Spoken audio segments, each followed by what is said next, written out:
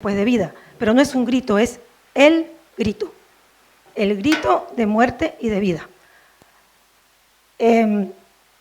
Resumiendo un poco todo lo que hemos visto, hemos recordado, porque estos tiempos son para recordar la muerte, el sufrimiento antes de morir y la resurrección de nuestro Señor. De alguna manera nos ayuda, sobre todo cuando nos quedamos con la buena noticia de que el Señor resucitó.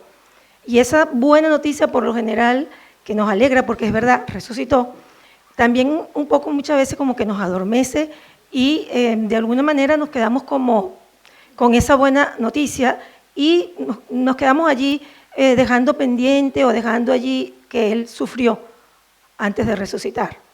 Y el mismo Señor dejó instrucciones que Pablo recibió de Él y nos exhorta a que recordemos, y lo hacemos con frecuencia cuando hacemos la cena del Señor, para eso, para estar recordando que Él derramó su sangre, que su carne fue partida, que Él sufrió por nosotros, murió, pero que resucitó y que vendrá.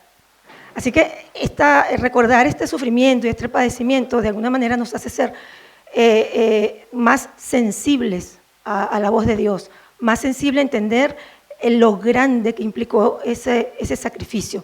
Y este grito consumado es, habla mucho de lo que el Señor hizo.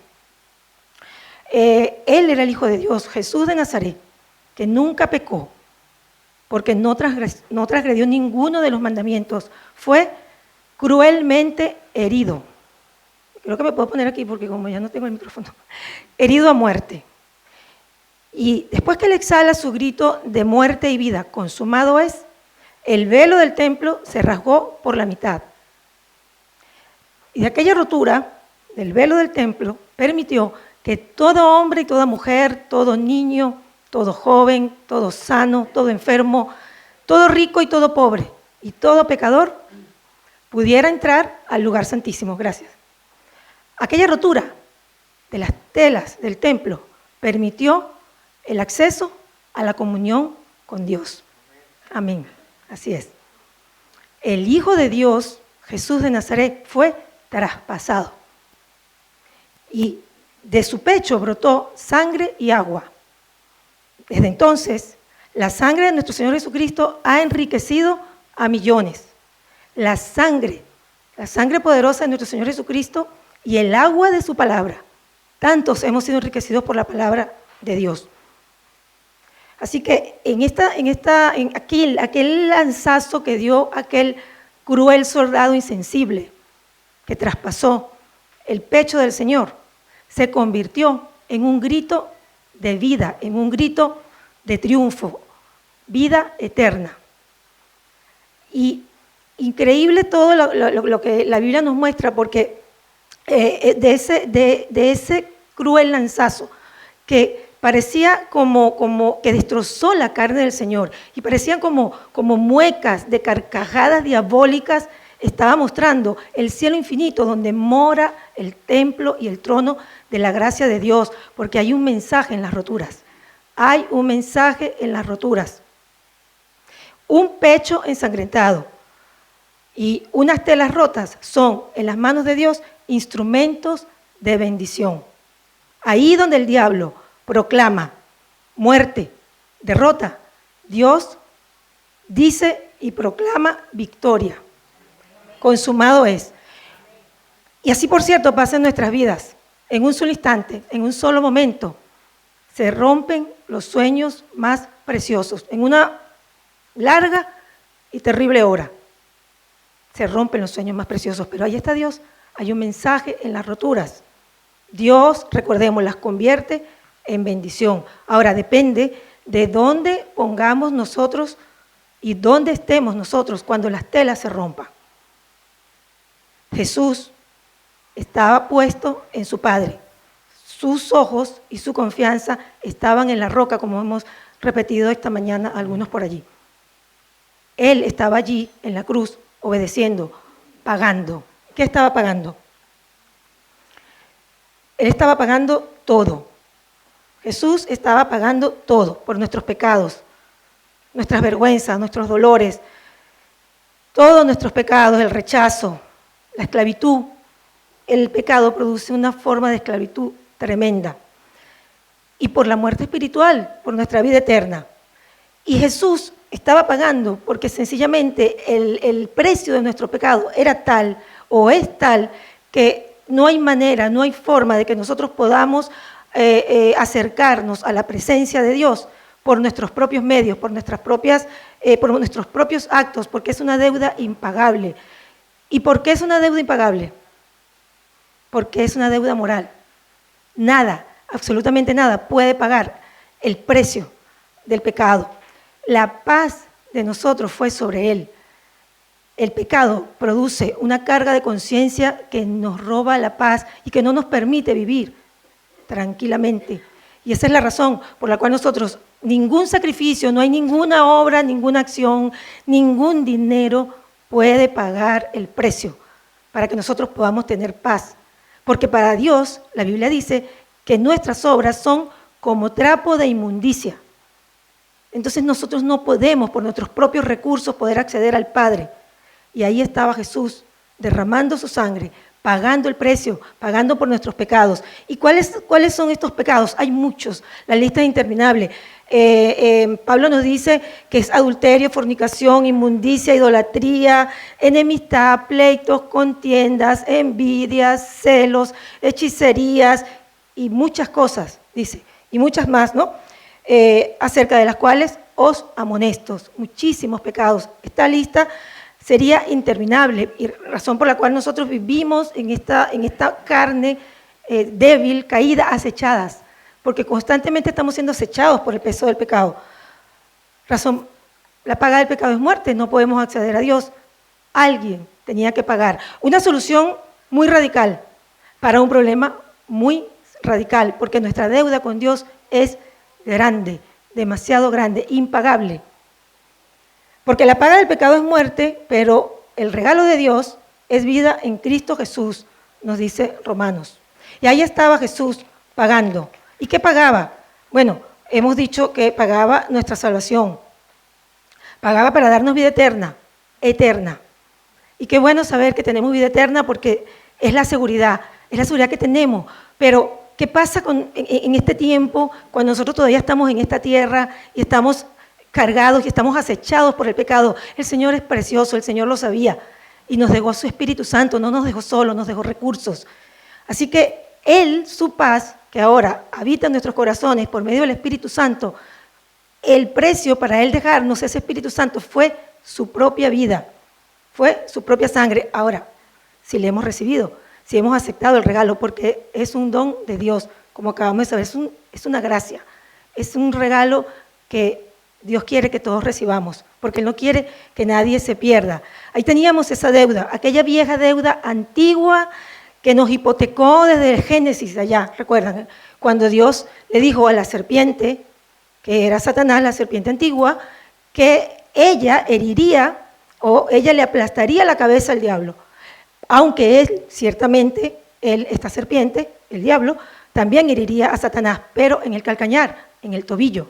Y ahí estaba Jesús cumpliendo esa profecía, cumpliendo la palabra de Dios, muriendo, habiendo hecho toda la obra, todo el sacrificio, habiendo vivido desde su nacimiento hasta ese momento sin transgredir ni un solo mandamiento.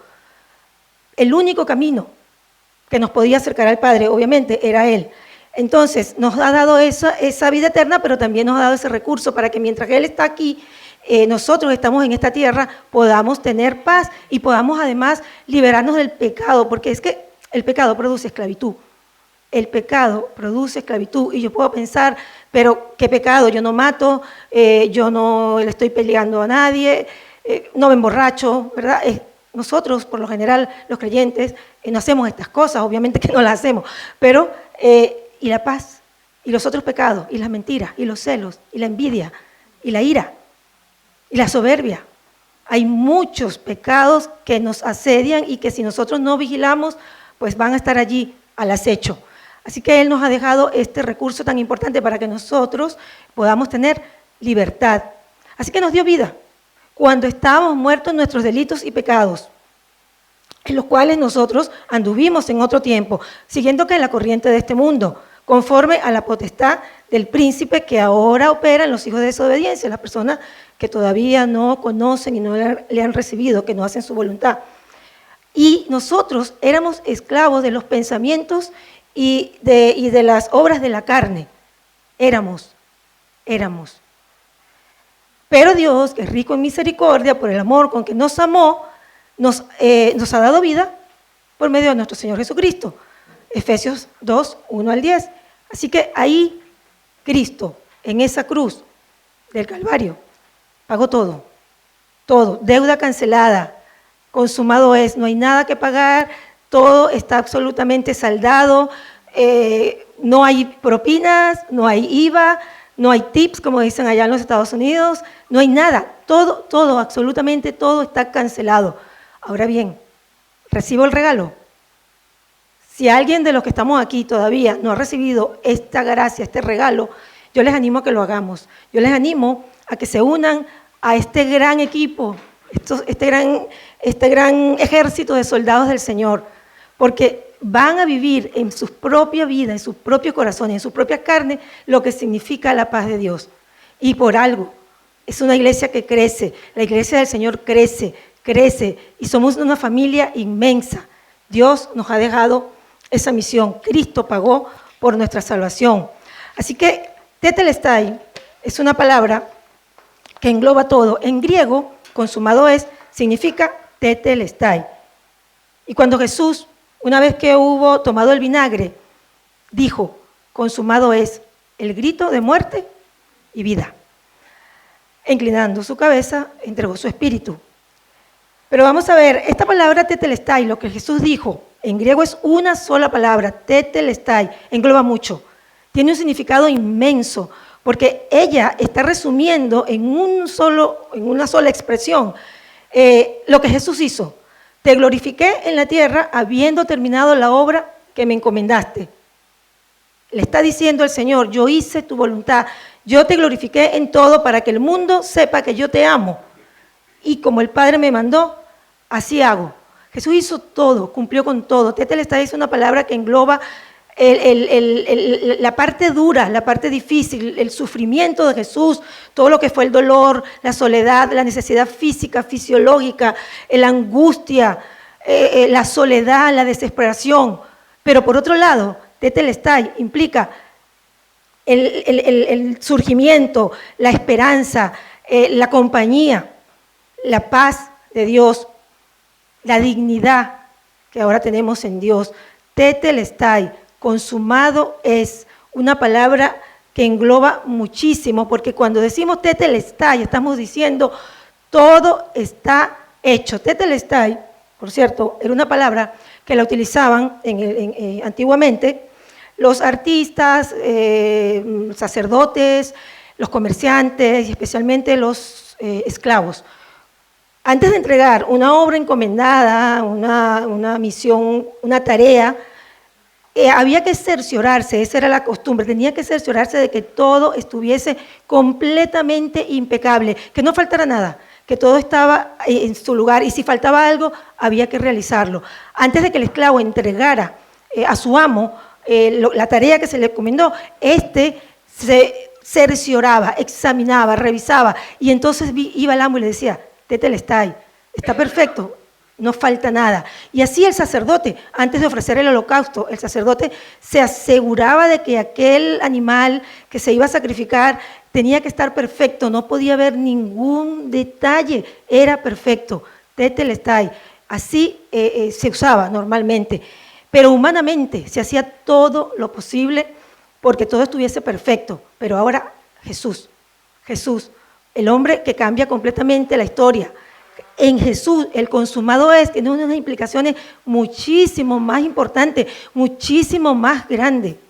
Porque el tetelestai, consumado es, en una persona, era imposible que no fuese un hombre como Jesús, que nunca pecó, con lo cual su obra fue perfecta.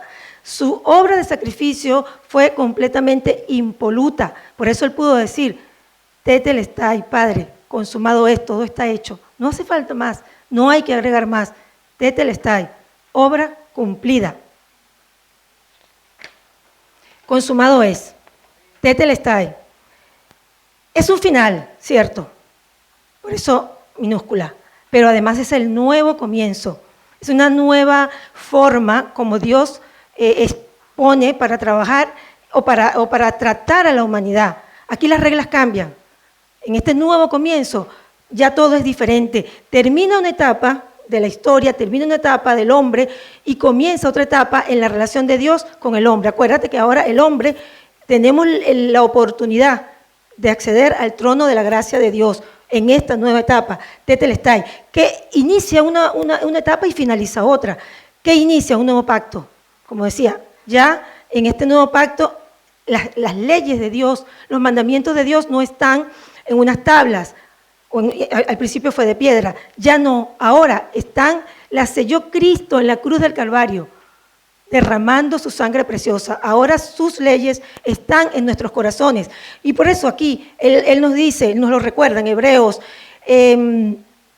haré con la casa de Israel después de aquellos días, dice el Señor, pondré mis leyes en la mente de ellos, sobre sus corazones las escribiré y yo seré su Dios y ellos serán mi pueblo. Amén. Aquí queda anulado el acta de los decretos que había contra nosotros y que nos era adversa. La quitó de en medio y la clavó en la cruz. Desarmó además a los poderes de las potestades y los exhibió públicamente al triunfar sobre ellos en la cruz. Yo creo que este versículo resume todo lo que queremos decir de lo que está culminando. Y yo no he pasado ninguna de las láminas. Es que la vez pasada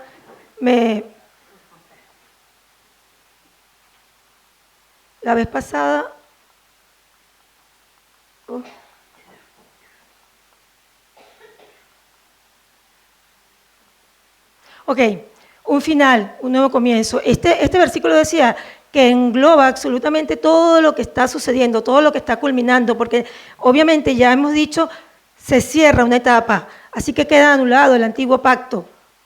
No sé si la palabra correcta es anulada, pero ya pasa una nueva forma de Dios tratar con el hombre, ya no más sacrificios, aquel sistema de sacrificios que existía, donde era interminable todas aquellas ceremonias para que el sacerdote pudiera interceder a la presencia de Dios y poder obtener el beneficio, la gracia de tener, acercarnos al Padre. Eso acaba. Pero esto es importante porque en aquel sistema de sacrificio, en todas aquellas ceremonias, jamás se limpiaba el pecado.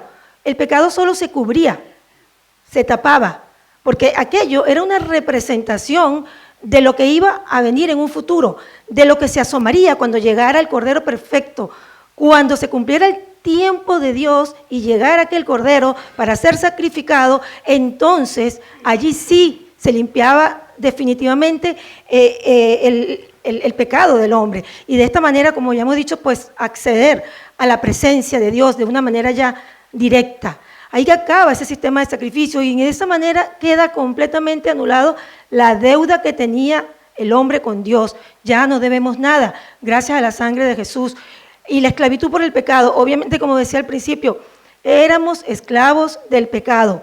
Y así vivíamos, como leímos anteriormente, en otro tiempo, esclavizados. El pecado produce esclavitud.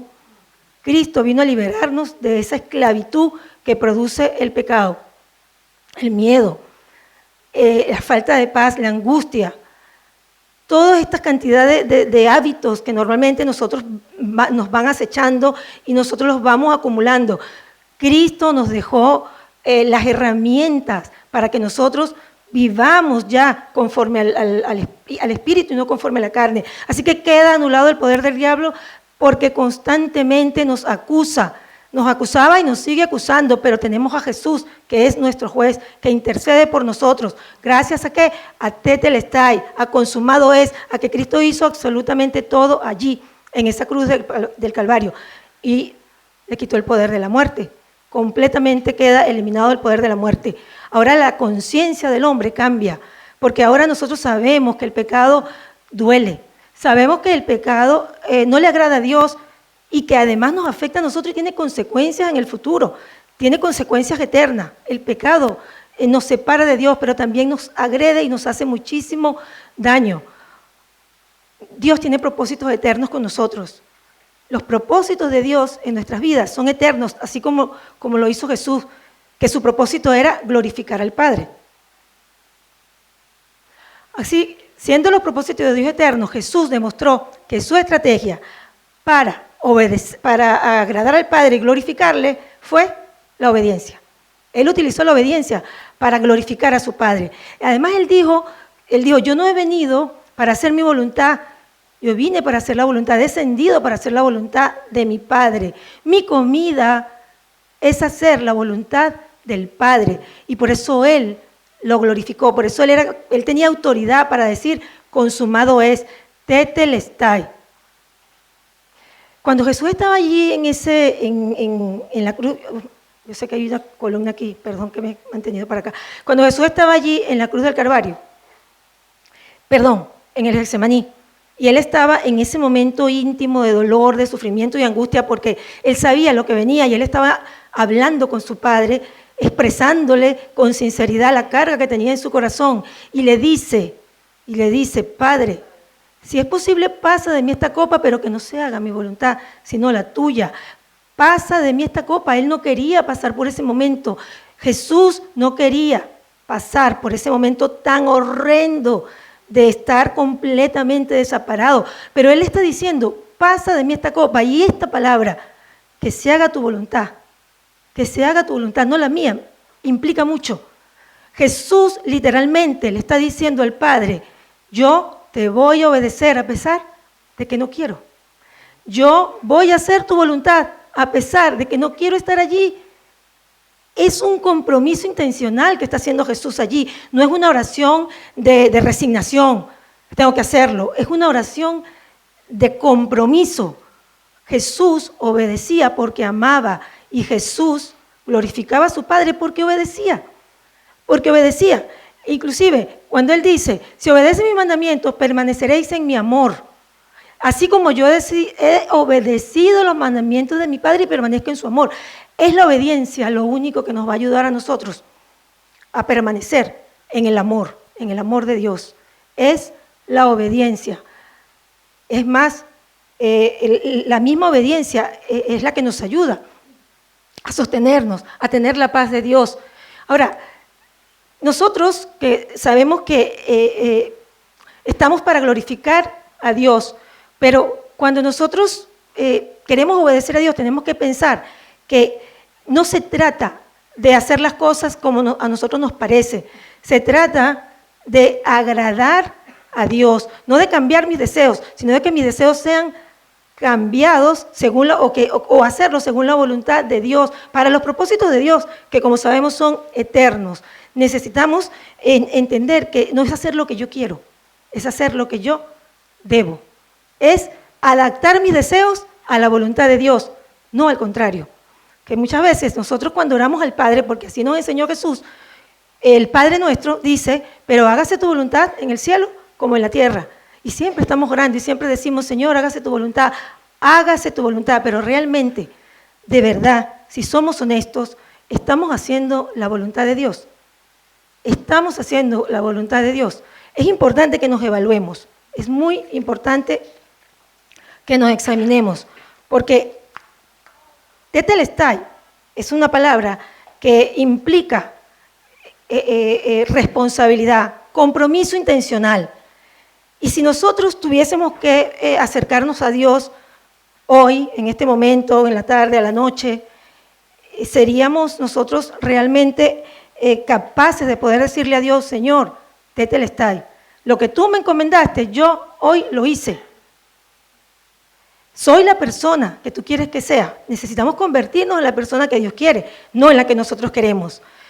Y estar conscientes, yo no sé si nosotros estamos conscientes de la responsabilidad que tenemos delante de Dios, porque tenemos un encargo. Cristo nos dejó un encargo. Somos los ojos, los pies, las manos de Jesús. Él nos dejó un encargo. Él dijo que vayamos y predicamos el Evangelio, que extendamos su reino, que compartamos esta buena noticia de las buenas nuevas, que ganemos almas para Cristo. Es nuestra misión. es nuestra responsabilidad. Algún día le vamos a rendir cuenta a Dios porque Él se fue y nos dejó una encomienda. Ahora, ¿lo estamos haciendo? ¿Soy esa persona? ¿Estoy yo asumiendo y ejerciendo la responsabilidad que Dios me dejó? Y luego, para poder hacer cumplir con la voluntad de Dios, tengo herramientas, lo dije al principio, pero las estoy utilizando. ¿Cómo está mi comunión con Dios? El Espíritu Santo que habita en mi corazón. La armadura, por ejemplo, la iglesia. Son recursos que nos dejó Dios para que nosotros podamos trabajar para su obra. Los estoy utilizando, estoy agradando a Dios, estoy glorificándole. Tenemos que examinarnos, tenemos que evaluarnos, pero de una forma intencional. No es suficiente con que yo haga algo y lo cumpla. Yo necesito examinarme a los ojos de Jesús, porque es la luz de Jesús la única que me muestra cómo realmente soy. No hay otra luz. Entonces necesito, David lo sabía, David le pedía al Padre que le mostrara su pecado oculto. Y cosas horrendas hizo, pero Dios se las mostraba y él renunciaba. Nosotros realmente estamos sacrificando los deseos de la carne como hizo Jesús cuando no quiso estar allí, cuando en el Getsemaní le pidió a Dios que pasara la copa. Yo me pregunto, ¿estamos sacrificando los deseos de la carne para agradar a Dios y vivir en el Espíritu, como dice la palabra? Vamos a preguntárnoslos si estamos haciéndolo. Ahora, también el mismo Jesús nos dejó como una métrica para que nos evaluemos. Guarda mis mandamientos, el que me ama. Guarda mis mandamientos, ese es el que me ama. Que no son gravosos, dijo él, que no son gravosos. Los mandamientos es una forma de medir, de evaluarnos cómo estamos en nuestra relación con Dios, si lo estamos amando, si estamos amando al prójimo, si estamos ejerciendo y haciendo su voluntad. Son 10, él lo resume en 2. Pero después que nosotros pensamos en el primer y grande mandamiento, que es amarlo a Él por sobre todas las cosas, quedan 9. Y todos están relacionados con el prójimo. Entonces, ¿cómo estoy yo con mi prójimo? ¿Cómo está mi corazón? ¿Cómo está mi perdón? ¿Me falta perdón? ¿Cómo está mi amargura? ¿Cómo están los celos? ¿Cómo está la envidia? La envidia, los celos, son la lepra del alma. Es increíble cómo Miriam, que era la hermana del sacerdote Aarón, por celos y por envidia, el Señor le mandó lepra. Y los sacerdotes, ellos crucificaron a Jesús, ellos lo llevaron allí, ese sufrimiento. Pilato lo sabía, que tenían celos y envidia. Y el más antiguo de los pecados, ¿alguien sabe aquí cuál es el más antiguo de todos los pecados? No escucho. El más antiguo de los pecados fue exactamente de lo que estoy hablando, la envidia y los celos. ¿Y lo cometió quién? Allá, Satanás, cuando se rebeló contra Dios y quiso competir con Dios por el trono de las decisiones. Ese es el más antiguo de todos, y era envidia. Así que esta es una lepra, tenemos que evaluarnos, nos pasa a todos. Precisamente por eso tenemos la palabra, que es el agua que nos limpia, el agua que nos purifica. Y ahí tenemos que estar, Señor, tengo envidia, no me alegro cuando mi hermano o mi hermana está haciendo algo bien. Quítame esto, nos pasa a todos. Tenemos que ser honestos como fue David. Le decía, muéstrame ese pecado oculto. No existe, por ahí dicen, envidia sana. No existe envidia sana. La envidia es pecado. Así que, bueno, ¿cómo me estoy evaluando? ¿Estoy obedeciendo? ¿En qué no estoy obedeciendo? ¿Qué me está faltando? Ahora, si yo soy honesta delante de Dios y yo me estoy evaluando, como lo hacía David, que se examinaba y le pedía a Dios que le mostrara lo que él mismo no era capaz de ver, yo necesito, porque el Espíritu Santo me escudriña y me muestra, yo necesito pedirle a Dios, una vez conociendo lo que está pasando, hacer los ajustes. No pasa nada, tengo que hacer los ajustes porque el Señor está trabajando con mí y la buena obra que comenzó la perfeccionará, como dice Filipenses 1:16. La buena obra que Él comenzó la perfeccionará. Entonces, si yo no tengo mi comunión con Dios como debe ser, y Él no es la primicia de mi día, porque lo más hermoso sería que cuando yo abro mis ojos, cuando vengo de tener una noche de sueño reparador, y yo abro mis ojos, entonces yo busco a mi Señor, y yo allí le busco, y yo ahí nutro mi corazón y yo ahí tengo mi tiempo para prepararme, para que cuando termine el día, como dice Efesios, estar de pie. Eso sería lo ideal. Estoy yo buscando a mi Señor, está siendo Él mi primicia, lo estoy glorificando. ¿Cómo estoy yo con mi compromiso para su obra en la iglesia? Los dones, Él me dio dones, Él me capacitó con talentos, lo estoy poniendo al servicio de la iglesia. Tengo que hacer los ajustes. Es importante ser honestos con Dios, no con Dios primeramente. Obviamente que es un resultado, ser honesto con Dios nos hace íntegros, ¿no? De una sola pieza. ¿Qué tal estoy con las metas? ¿Recuerdan esta prédica? Aquella prédica que nos habló Andrés sobre todo nuevo. Y nos habló de un embudo, que por cierto ahora cada vez que veo un embudo me acuerdo. En mi casa, cuando voy a colar algo, voy a poner algo. Mira, es un buen momento, pienso que es un buen momento para que revisemos nuestras metas, para saber cómo vamos, para poder hacer los ajustes necesarios.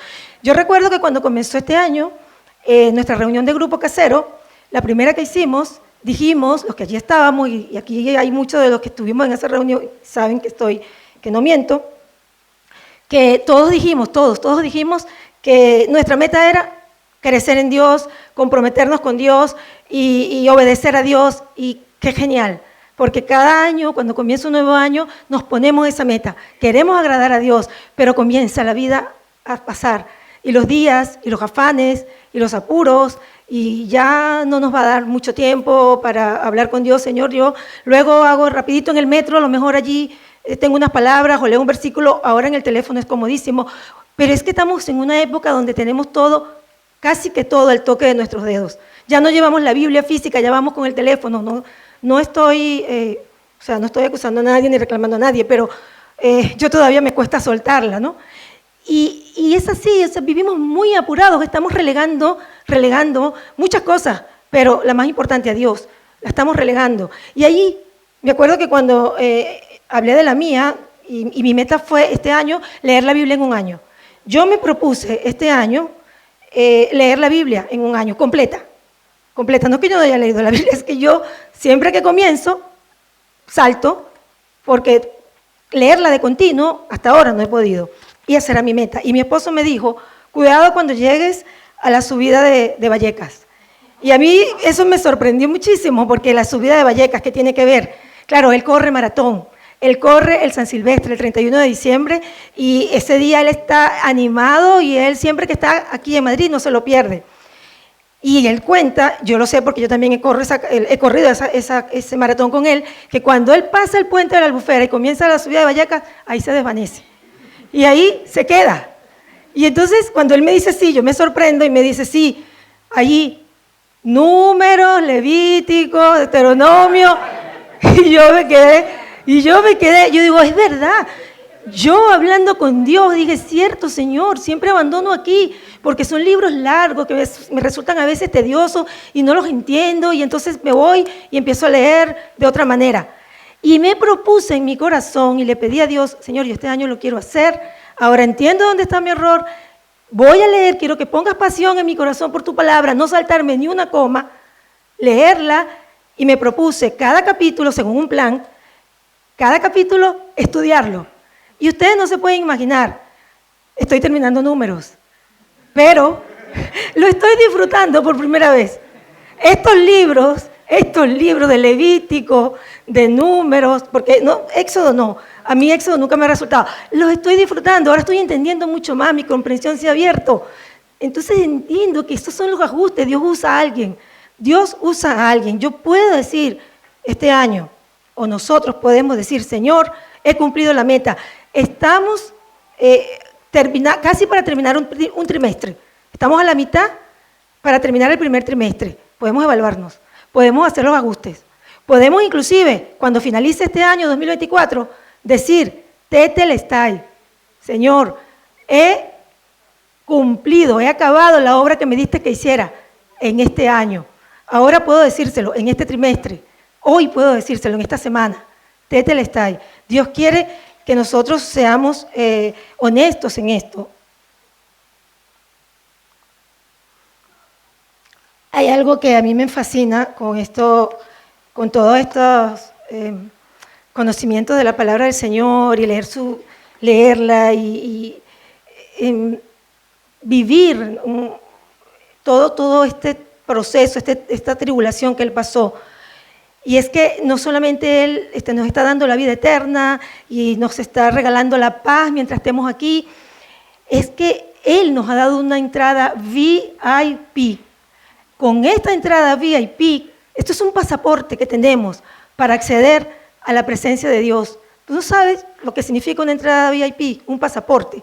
Es una forma de acceder con una cantidad de privilegios. Allí entramos nosotros, los 365 días del año, a cualquier hora, en cualquier lugar, tenemos la manera de acercarnos confiadamente al trono de la gracia para alcanzar misericordia y hallar la gracia en el oportuno socorro. ¡Qué belleza! Hebreos 4:16.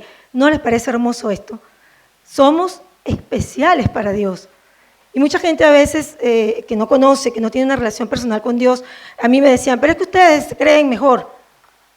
Y la verdad es que el Señor nos ha dado. Yo solo que les puedo decir, mira, obtén tu entrada, es un regalo, recíbelo, es gratis. Y explicarles lo que significa la salvación. Tetelestai, consumado es entonces, para resumir y terminar, nos rescató de la muerte eterna. Genial, gracias Señor. Tengo mi pasaporte, mi ticket, mi boleto para entrar directamente al cielo. Además de poder acceder al trono de su gracia y no tener que hacer ninguna fila, no tener que hacer que haya alguien que esté intercediendo por mí, que no sea Cristo Jesús, que ahora es el sumo sacerdote, que se sacrificó una vez y por siempre.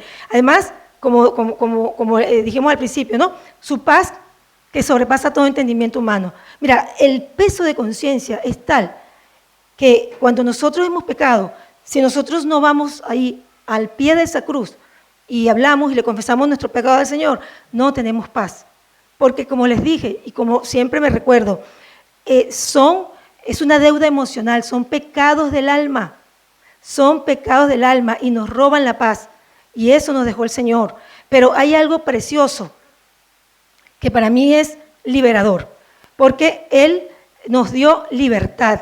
Ya nosotros no tenemos por qué ser esclavos del pecado. Yo no sé si aquí, dentro de lo que estamos, porque cada quien conoce, Dios sabe la lucha que tenemos cada uno, y alguno está atado a algún pecado todavía, de los que conocemos al Señor. Si hay alguien que no conozca al Señor, tiene también la oportunidad de tener esta entrada VIP para poder disfrutar de todas estas cosas que estamos compartiendo. Pero el Señor nos ha dado libertad. Y la libertad que nos ofrece Dios no tiene nada que ver con lo que está ofreciendo el mundo hoy día. El mundo hoy está confundiendo la libertad con libertinaje. Y se está cambiando todo, las leyes y las leyes morales. Y a lo malo se le llama bueno, a lo bueno se le llama malo, y todo se está aprobando, lo que no está bien se está aprobando, y eso verdaderamente es esclavitud. Porque esa no es la esencia de la libertad. La esencia de la libertad es la sujeción a Dios. ¿Por qué? Es que parece solamente unas palabras. No, en Dios, en Cristo hay completa y absoluta libertad. Completa y absoluta libertad. Libertad no es hacer lo que yo quiero, libertad es hacer lo que yo debo, como hizo Jesús.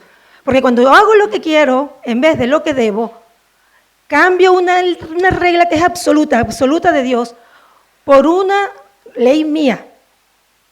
Y entonces termino siendo esclava del peor de todos los salmos, mi propio y engañoso corazón. Y como le dije al principio, el pecado más antiguo lo cometió por aquel tiempo Luzbel, que se le decía lucero de la mañana. Tenía tanto prestigio, tenía tanto poder, tenía tanta luz, brillaba tanto, que se le ocurrió pasar la línea de la dependencia para obtener su propia autonomía y así competir con el trono, en el trono de las decisiones con Dios. Y Dios, que nunca está descuidado, lo dejó hacerlo. Era necesario un ejemplo de desobediencia. Dios quería que todos supiésemos desde entonces, que la humanidad entera entendiera lo que significa la verdadera libertad y la falsa libertad. Así que desde entonces, Dios decidió que todo ser humano, por pura decisión de obediencia, decidiera a quién servir, o al pecado para muerte, o a Dios para vida.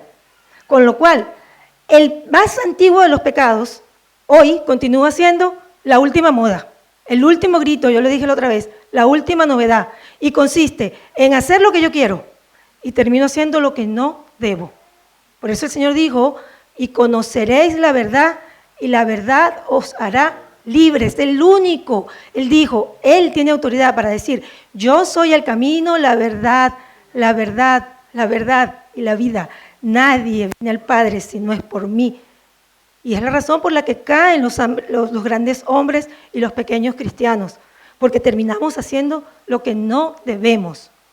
Así que Jesús, allí, diciendo, tetelestai, se ganó el derecho, la autoridad para él poder tener el privilegio que tiene hoy. Está sentado allá, a la derecha de Dios Padre. Y para terminar, quiero animarnos a todos a que pensemos en esto, porque las implicaciones son muy grandes y si el día que nos toque presentarnos delante de nuestro Señor, de nuestro Salvador, y tenemos que rendirle cuentas, porque todos vamos a rendirle cuenta, voy a poder decirle, Señor, aquí está, la obra que me encomendaste, la he cumplido, he hecho todo lo que me dijiste, consumado es, tetelestai. ¿Puedo decirle eso, mi Señor, si yo tuviese que rendirle cuenta? Así que muchas gracias, vamos a orar. Señor, muchas gracias porque tu palabra nos dice que te recordemos, que no solamente tú sufriste en una cruz y derramaste tu sangre y tu carne fue traspasada, sino que también recordemos tu resurrección y tu venida. Gracias.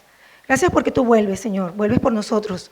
Padre, gracias por dejarnos a través de estas enseñanzas que necesitamos buscarte y aprender, que necesitamos, Señor, por tu gracia que es inmensa, amarte cada día más. Señor, conocer tu sacrificio, conocer la grandeza de tu poder y tu misericordia, nos hace ser sensibles, Señor, nos hace amarte más, enamorarnos más de ti, como decía Pablo, el amor de Jesús me constriñe. Sí, Señor, queremos amarte ardientemente, que nuestros corazones, Señor, realmente te amen y que por amor decidamos obedecerte para glorificarte, Señor. Y que no seamos, Señor, solamente oidores, cumplidores, Señor, cumplimiento. Ayúdanos, Señor, porque tú nos dejaste recursos, pero tú quieres, Señor, que luchemos cada día, Señor, para poder deshacer las obras de las tinieblas, porque sabemos que no es una guerra humana, sino contra príncipes y potestades de las regiones celestes de maldad. Y solamente, Señor, estando conscientes y viviendo de una manera intencional, podemos apoderarnos de estos recursos y podemos perfeccionarnos cada día, Señor, haciendo morir estas cosas, estas obras de la carne, Señor. Gracias, Dios, por ser quien eres, por devolverme la dignidad, Señor, porque ahora soy tu hija, tu hijo amado, Señor. Gracias, Señor, porque vas a volver y porque tú dijiste, consumado es. Ayúdanos, porque nosotros también queremos poder decir un día, cuando nos presentemos allí delante de ti, no queremos llegar con las manos vacías, Señor. Queremos decir, Señor, tetelestai, consumado es. Amén.